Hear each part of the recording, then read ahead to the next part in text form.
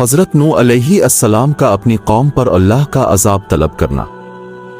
حصہ 1۔ حضرت نوح علیہ السلام کی قوم کی نافرمانی۔ حضرت نوح علیہ السلام کو اللہ تعالیٰ نے اپنی قوم کی ہدایت کے لیے بھیجا تاکہ وہ لوگوں کو اللہ کی عبادت کی طرف بلائیں اور بتوں کی پوجا سے روکیں۔ انہوں نے اپنی قوم کو 950 سال تک اللہ کی وحدانیت کا پیغام دیا، مگر قوم نے مسلسل انکار کیا اور نافرمانی کی راہ اپنائی۔ قوم کے سردار اور امیر افراد نے ان کی دعوت کا مذاق اڑایا اور حقارت سے انہیں جھٹلایا۔ حصہ 2۔ مسلسل انکار اور مخالفت۔ حضرت نوح علیہ السلام نے قوم کو ہر ممکن طریقے سے اللہ کا پیغام پہنچایا۔ انہوں نے دن رات چھپ کر اور کھلے عام دعوت دی، مگر قوم کے لوگ اپنی ضد اور ہٹ دھرمی پر قائم رہے۔ لوگوں نے نہ صرف ان کی باتوں کو نظر انداز کیا بلکہ ان پر طنز بھی کیا اور انہیں دیوانہ کہا۔ حضرت نوح علیہ السلام کی دعوت کو قوم کے بڑے سرداروں نے کبھی بھی سنجیدگی سے نہیں لیا۔ حصہ 3۔ حضرت نوح علیہ السلام کی دعا۔ جب حضرت نوح علیہ السلام نے دیکھا کہ ان کی قوم مسلسل نافرمانی کر رہی ہے اور ان کی دعوت کا کوئی اثر نہیں ہو رہا، تو انہوں نے اللہ تعالیٰ سے دعا کی کہ وہ اپنی قوم پر عذاب نازل کرے۔ انہوں نے دعا میں کہا، اے میرے رب، زمین پر ایک بھی کافر نہ چھوڑ۔ سورہ نوح 71-26۔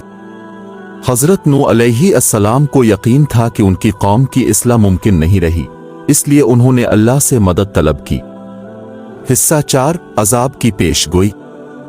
اللہ تعالیٰ نے حضرت نوح علیہ السلام کی دعا قبول کی اور انہیں بتایا کہ ان کی قوم پر جلد ہی ایک عظیم عذاب نازل ہوگا۔ اللہ نے حضرت نوح علیہ السلام کو حکم دیا کہ وہ ایک کشتی تیار کریں جس میں وہ اپنے پیروکاروں اور ہر جاندار کی ایک جوڑی کو سوار کریں تاکہ اللہ کے عذاب سے محفوظ رہ سکیں۔ حضرت نوح علیہ السلام نے اس حکم پر عمل کرتے ہوئے کشتی بنانا شروع کی۔ حصہ 5۔ کشتی کی تیاری اور عذاب کی آمد۔ حضرت نوح علیہ السلام جب کشتی بنا رہے تھے تو قوم کے لوگ انہیں دیکھ کر ہنستے تھے اور طنزیہ باتیں کرتے تھے۔ وہ لوگ اس بات پر یقین نہیں رکھتے تھے کہ ان پر عذاب آنے والا ہے، مگر جب اللہ کا عذاب آیا تو زمین اور آسمان سے پانی کا سیلاب آیا اور پوری قوم کو غرق کر دیا گیا۔ صرف وہ لوگ بچ سکے جو حضرت نوح علیہ السلام کی کشتی میں سوار ہوئے۔ حصہ 6۔ عذاب کا انجام اور نافرمان قوم کی تباہی۔ اللہ کا عذاب نازل ہوا اور نافرمان قوم تباہ ہو گئی۔ حضرت نوح علیہ السلام اور ان کے ساتھ ایمان لانے والے لوگ کشتی میں محفوظ رہے۔ یہ عذاب اللہ کی طرف سے ایک عظیم نشانی تھی کہ جو لوگ نافرمانی کرتے ہیں اور حق کو جھٹلاتے ہیں ان کا انجام ہمیشہ تباہی ہوتا ہے۔ حصہ 7۔ حضرت نوح علیہ السلام کی قوم کے انجام سے سبق۔ حضرت نوح علیہ السلام کی قوم کا یہ واقعہ ہمیں یہ سبق سکھاتا ہے کہ نبیوں کی باتوں کو جھٹلانا اور اللہ کی نافرمانی کرنا شدید عذاب کا باعث بن سکتا ہے۔ اللہ کا پیغام ہمیشہ حق اور سچائی پر مبنی ہوتا ہے، اور جو لوگ اس پیغام کو قبول کرتے ہیں وہ اللہ کی رحمت اور نجات کے مستحق بنتے ہیں، جبکہ نافرمان لوگ عذاب میں مبتلا ہو جاتے ہیں۔ حصہ 8۔ اللہ کی رحمت اور نافرمانی کا انجام۔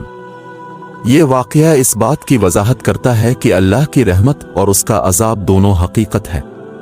جو لوگ اللہ کی بات مانتے ہیں اور اس کے نبیوں کی اطاعت کرتے ہیں ان پر اللہ کی رحمت نازل ہوتی ہے، لیکن جو لوگ نافرمانی کی راہ اختیار کرتے ہیں اور نبیوں کی بات کو جھٹلاتے ہیں ان کا انجام ہمیشہ تباہی ہوتا ہے۔ حصہ 9۔ حضرت نوح علیہ السلام کی دعا اور اس کا نتیجہ۔ حضرت نوح علیہ السلام کی دعا اور اللہ کا عذاب ایک واضح مثال ہے کہ نبیوں کی دعائیں رد نہیں ہوتی اور ان کے مخالفین کا انجام ہمیشہ برا ہوتا ہے۔ اللہ تعالیٰ نے حضرت نوح علیہ السلام کی دعا کو قبول کیا और उनकी कौम को गर्क कर दिया, जबकि अहल ईमान को नजात मिली। हिस्सा 10 आखिरी सबक। हज़रत नूह अलैहिस्सलाम का वाक़या हमें याद दिलाता है कि अल्लाह के नबियों की बात को सुनना और उस पर अमल करना ही नजात का रास्ता है। नाफरमानी, जिद और हित धर्मी का नतीजा हमेशा तबाही होता है। अल्लाह की कुदरत, इसकी रहमत और उसके अजाब को समझना हर मोमिन के लिए ज़रूरी है ताकि वो नजात के रास्ते पर गामजन रहे। हज़रत नूह अलैहिस्सलाम का अपने बेटे को ईमान की दावत देना। हिस्सा 1 हज़रत नूह अलैहिस्सलाम का अपने बेटे की हिदायत की कोशिश। हज़रत नूह अलैहिस्सलाम ने अल्लाह के हुक्म से अपनी कौम को सालों तक हिदायत दी और उन्हें शिर्क छोड़कर अल्लाह की तरफ पलटने की दावत दी। उनकी कोशिशों के बावजूद उनकी कौम में बहुत कम लोग ईमान लाए। हज़रत नूह अलैहिस्सलाम का अपना बेटा कनान भी उन लोगों में शामिल था जो हक से दूर रहे और बाप की बात को कबूल नहीं किया। हिस्सा 2 बेटे की जिद और इनकार। हज़रत नूह अलैहिस्सलाम का बेटा अपने बाप की दावत को मुसलसल ठकराता रहा और कौम के दीगर नाफरमानों के साथ मिलकर अल्लाह के हुक्म की मुखालिफत करता रहा। हज़रत नूह अलैहिस्सलाम ने अपने बेटे को मोहब्बत और शफ़क़त से ईमान की दावत दी और इसे अल्लाह की अज़ाब से बचने की तलकीन की, लेकिन वो अपने ज़िद पर कायम रहा और हिदायत को कबूल नहीं किया। हिस्सा 3 तूफान का आना और कुश्ती में सवार होने की दावत। जब अल्लाह का अज़ाब नाजिल होने का वक्त करीब आया, हज़रत नूह अलैहिस्सलाम ने अपने बेटे को आखिरी बार दावत दी कि वो ईमान ले आए और कुश्ती में सवार हो जाए ताकि वो अल्लाह के अज़ाब से महफूज रहे। हज़रत नूह अलैहिस्सलाम ने बेटे को खबरदार किया कि अगर वो ईमान न लाया और कुश्ती में सवार न हुआ तो वो भी अज़ाब में मुब्तला हो जाएगा।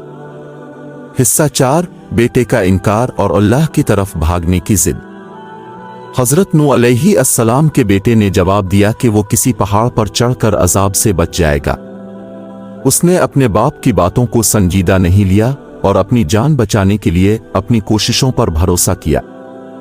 हज़रत नूह अलैहिस्सलाम ने इसे मुतनब्बे किया कि आज के दिन कोई अल्लाह के हुक्म से नहीं बच सकता सिवाय इसके जिस पर अल्लाह रहम फरमाए।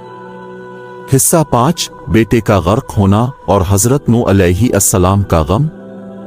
जब तूफान आया और हर तरफ पानी भर गया, हज़रत नूह अलैहिस्सलाम का बेटा भी इस अज़ाब में गर्क हो गया। हज़रत नूह अलैहिस्सलाम अपने बेटे की नाफरमानी और उसकी मौत पर गमगीन हुए और अल्लाह ताला से दरख्वास्त की कि वो इसे बचाए। अल्लाह ताला ने जवाब दिया कि ये तुम्हारा बेटा नहीं था, वो नाफरमानों में से था और नाफरमानों का अंजाम यही होता है।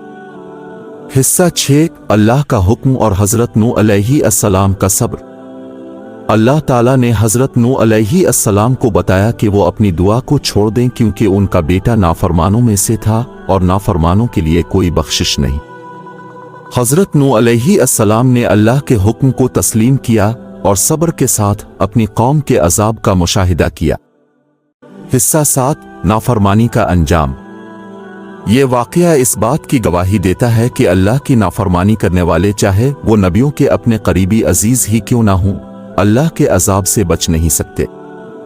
हज़रत नूह अलैहिस्सलाम का बेटा नाफरमान था और उसका अंजाम भी कौम के दीगर नाफरमानों जैसा ही हुआ। हिस्सा 8 मोहब्बत और हिदायत की आखिरी कोशिश। हज़रत नूह अलैहिस्सलाम ने अपने बेटे के लिए आखिरी लम्हे तक कोशिश की कि वो ईमान लाए और अल्लाह के अजाब से बच जाए, लेकिन बेटे ने दुनियावी इल्म और जिद को तरजीह दी और ईमान की दावत को रद्द कर दिया। हिस्सा 9 हज़रत नूह अलैहिस्सलाम की दुआ और अल्लाह का जवाब। हज़रत नूह अलैहिस्सलाम की दुआ से ये बात वाज़ेह होती है कि नबी भी अल्लाह के हुक्म के पाबंद हैं और उनके लिए भी अल्लाह के फैसले हतमी हैं। अल्लाह ने हज़रत नूह अलैहिस्सलाम को बताया कि बेटा उनके ख़ानदान से नहीं क्योंकि वो नाफरमानों में से था। हिस्सा 10 आखिरी सबक। हज़रत नूह अलैहिस्सलाम के इस वाक़या से ये सबक मिलता है कि ईमान अल्लाह की तरफ से एक अजीम नेमत है और नाफरमानी का अंजाम हमेशा तबाही होता है। यहाँ तक कि नबी के बेटे को भी अल्लाह की नाफरमानी की वजह से अजाब से बचने का कोई मौका नहीं मिला। इससे ये सीखने को मिलता है कि ईमान, तक़ू और अल्लाह के अहकामात की पैरवी ही निजात का रास्ता है।